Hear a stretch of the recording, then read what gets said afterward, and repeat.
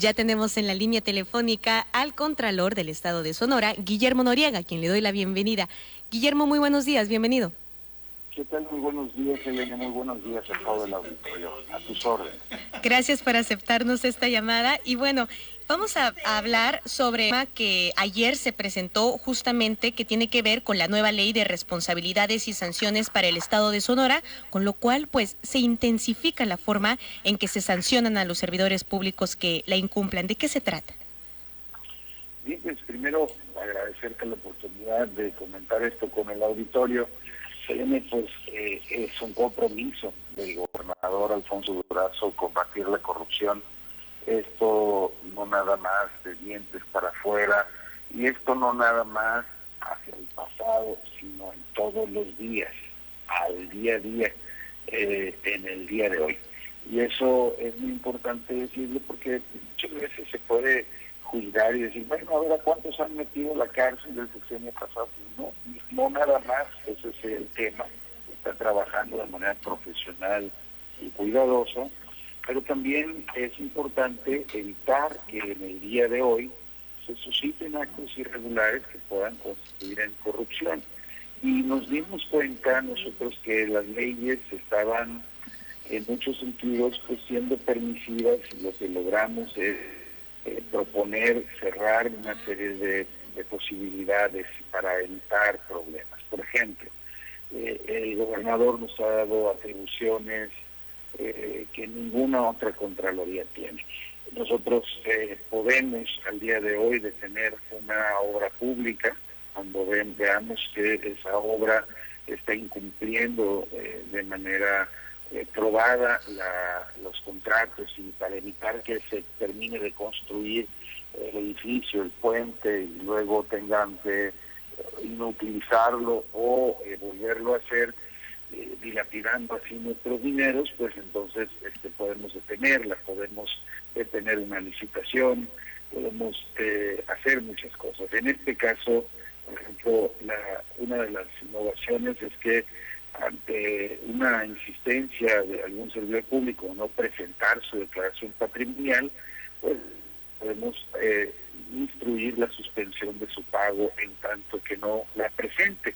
Uh-huh. Y así hay muchas otras herramientas que se juntan para atraer las mejores prácticas internacionales pues, en materia de control, de ética e integridad.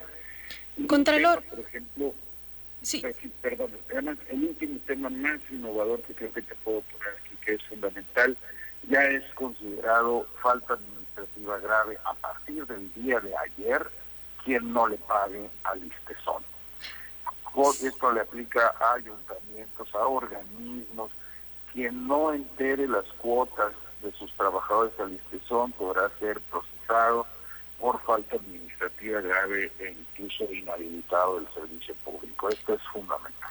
Sí, justamente ese es el tema del que le quería comentar, Contralor, porque lamentablemente hemos visto cómo el tema del ISTESON pareciera una cobija que vienen arrastrando sexenio tras sexenio y que no se logra estabilizar y que no logran llegar todas las contribuciones que deberían de hacer algunas personas y que finalmente no llegan a las arcas del ISTESON.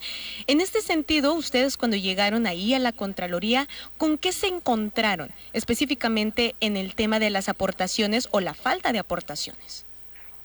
No, pues con lo que nos encontramos como gobierno, una práctica constante de no enterar las cuotas, utilizarlas para financiar el día a día. Regularmente los gobiernos decían, pues espérate, no le parece al ISTESON, vamos a financiar X o tal o cual programa de gobierno, y ya después vemos cómo negociamos con el ISTESON, y eso de manera reiterada pues fue generando, amén de la corrupción histórica que se ha señalado que ha habido y demás, que Radio Pasillo al día de hoy todavía no terminamos nosotros la auditoría que nos permita digamos deslindar responsabilidades, pero amén de todo eso pues fue generando que ISTESON quedase en una situación caótica, tanto en el diseño como en el más. Ahora la práctica es importante decirlo, esa práctica ya es considerada una falta administrativa grave e incluso puede llegar a la inhabilitación del servidor público que no integre dichas cuotas. Incluso en las faltas no graves también se va a intensificar la sanción, ¿no?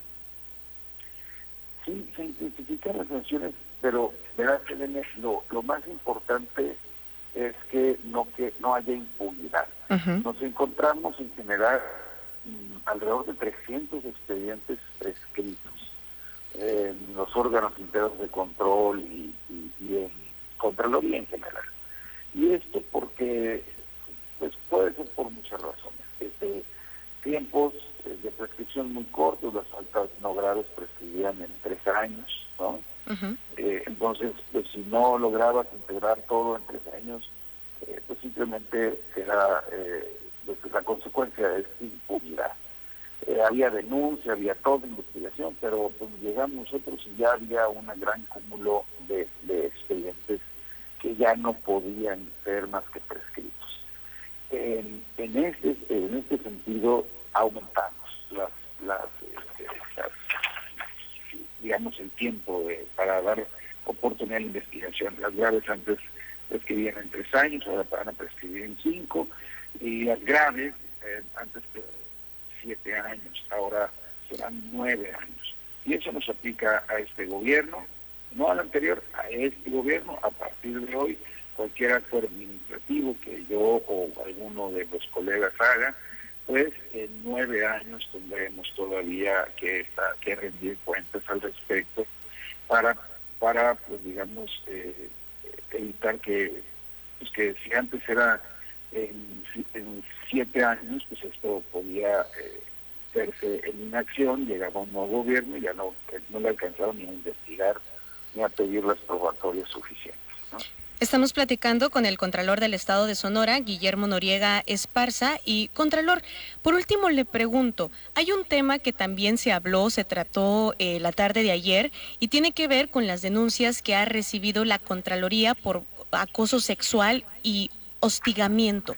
¿Estas ya se sancionaron? Bien. Es importante, digamos, hablar de lo que fue el sexenio pasado y lo que es el actual sexenio. El sexenio pasado tuvo 26 denuncias, investigaciones sobre acoso, hostigamiento o abusos deshonestos. En esos 6 años se tuvieron 15 sentencias, ¿no? Uh-huh. Que tiene que ver con pues esto que le comentaba, acoso sexual, abusos deshonestos, etcétera. En el actual sexenio, en estos meses de septiembre a la fecha, llevamos 7 investigaciones en proceso.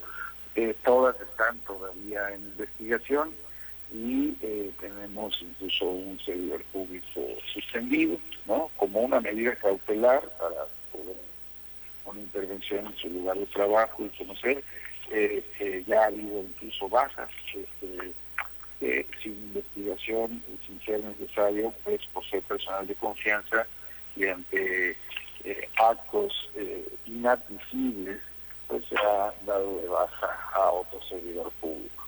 Es un tema, Selene, que en este gobierno en particular, por el compromiso que tiene no solamente el gobernador Durazo, uh-huh, sino el movimiento como tal, es fundamental en nuestro día a día. No hay tolerancia respecto a este tipo de situaciones y obviamente pues el profundo respeto hacia la mujer y hacia sus derechos pues tiene que ver reflejado en que cuando suceda y se suscite una situación de esta naturaleza, las instituciones funcionar inmediatamente y atajar y evitar que este sea un problema. Es constante. Yo he revisado dentro de esos 300 expedientes prescritos, muchos de ellos tienen que ver con profesores de secundaria, profesores de preparatoria que han acosado a sus alumnas con colegas en las oficinas gubernamentales, y esto es una práctica, Selene, que simplemente se debe de detener. Y es muy lamentable, debo decirlo, que muchos de estos queden en impunidad, pues porque dejaron prescribir los asuntos, y ahí me importa decir, vamos a irnos en contra de quienes dejaron prescribir esos asuntos, porque no es posible que se permita la impunidad. Entonces, sí es un tema es un tema que tiene muchas aristas. Estamos trabajando, tenemos comités de ética e integridad en el 100% de las entidades y organismos del gobierno, y en dado caso de que se suscite una situación de acoso u hostigamiento, pues se trata en ese comité. Hay que atender, si nos escucha alguna persona que está en esta situación, hay que atender al órgano interno de control, que es personal de la Contraloría. Todo órgano interno de control pues es personal nuestro, está en los lugares de trabajo para revisar y para verificar que las cosas se hagan correctamente. Ellos recibirían su queja de forma anónima, con total cuidado, cuidándole pues la identidad y protegiendo, pero sí es muy de que se animen, que confíen y que se animen a denunciarlo. Y nosotros en Contraloría debemos protegerles y llevaremos esto obviamente hasta las últimas consecuencias. Tenemos que ser muy drásticos y muy también cuidadosos, pues, para equilibrar entre justicia y evitar a su vez también injusticia tanto de un lado como de otro. Así es. Contralor Guillermo Noriega, le agradezco que nos haya tomado esta entrevista para hablarnos sobre este tema. Dejamos los micrófonos abiertos para darle seguimiento a estas denuncias, y que si una vez tienen sanciones nos informe, al igual de hablarnos de la nueva ley de responsabilidades y sanciones para el Estado de Sonora. Muchísimas gracias. Yo te agradezco mucho, Selene, y nada más recordarles nuestra línea de denuncias. Es fácil, es 800 honesto, es 800-466-6786. Es gratuito, ahí pueden emitir ustedes sus denuncias de cualquier índole, de corrupción, de que si les pidieron dinero para un trámite, si hay inconformidad, si hay un asunto de acoso. Confíen en nosotros, trataremos de llevar esto y de brindar responsabilidades para corregir el rumbo que se perdió en algún momento en nuestro estado, y tratar de sanar, digamos, no nada más la administración pública, sino también el Estado. Aquí estamos a la orden. Muchas gracias.